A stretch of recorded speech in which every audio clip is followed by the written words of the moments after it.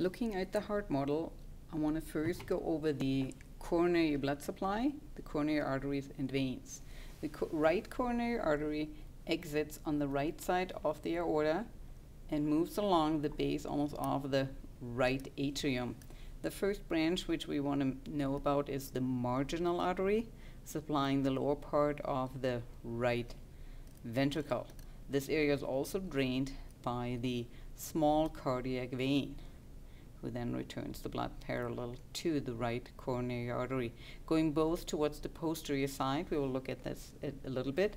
Right now we stay on the anterior side, and I want to point out a small area here, which is our left coronary vein, coronary artery, which is larger, but it exits from the aorta and moves behind the pulmonary trunk, and that's why we can only see a very small fraction.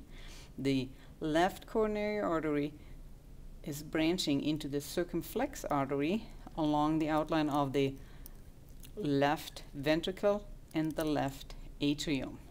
The other branch of the left coronary artery is the anterior interventricular artery, supplying the anterior portion of the heart, also of the left ventricle. This area is drained by the great cardiac vein, moving the blood backwards. If I follow now the right coronary artery towards the posterior side, we can see another large branch, which is the posterior interventricular artery, supplying the posterior area of the heart, and this area is drained by the middle cardiac vein. The middle cardiac vein drains into the coronary sinus. The coronary sinus also receives blood from all major cardiac veins, including the small cardiac vein and the great cardiac vein, and then will drain towards the right atrium. The inferior vena cava, visible here, is also drained into the right atrium.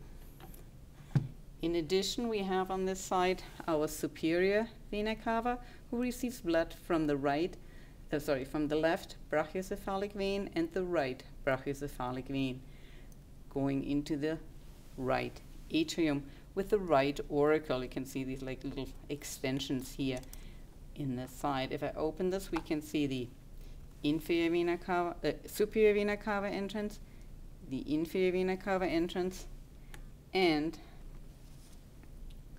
not quite visible, so I have to pick it up a little bit to show you.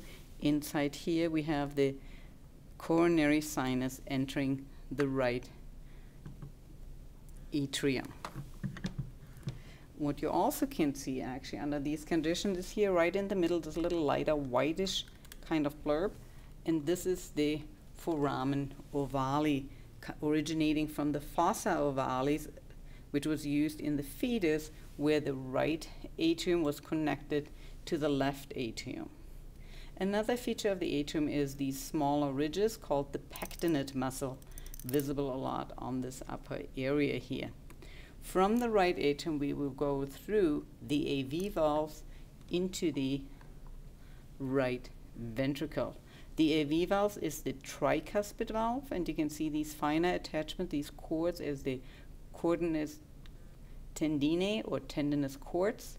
These are attached at the ventricular muscle via the papillary muscles.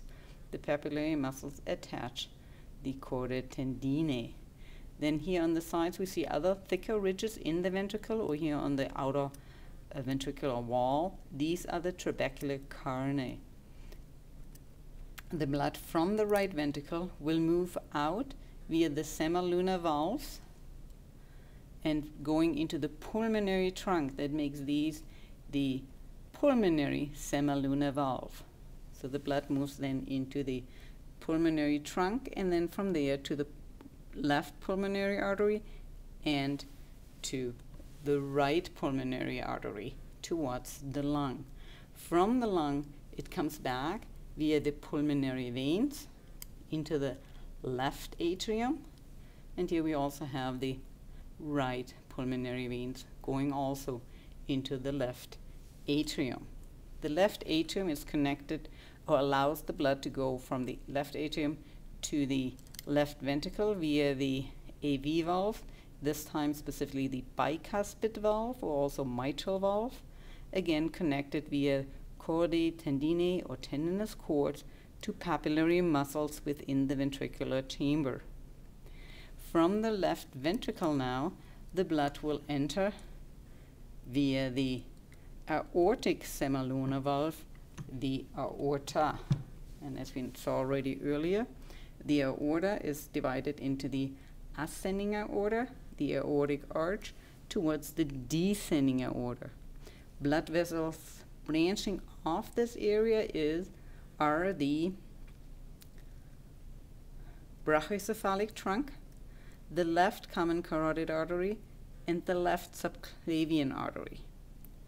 Another feature I have not pointed out is here the ligamentum arteriosum, which is another remnant from the fetus, where the fetus had the ductus arteriosus, a direct opening from the pulmonary trunk to the aorta at the time while the lungs didn't need the blood supply because they were still collapsed inside.